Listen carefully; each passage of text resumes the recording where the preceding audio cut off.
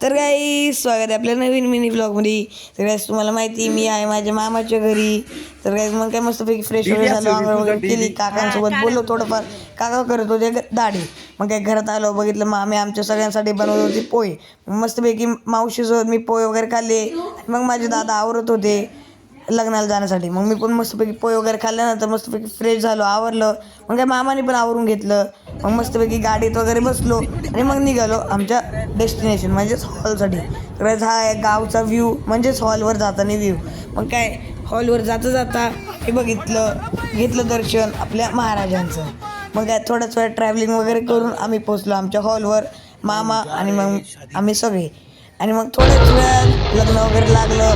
लग्न झाल्यानंतर मस्तपैकी DJ वगैरे होता, सगळे नाचले.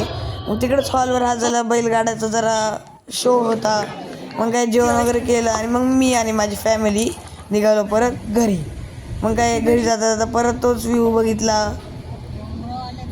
मग काय थोड्याच वेळात ट्रॅव्हलिंग झाल्यानंतर मी आलो परत घरी.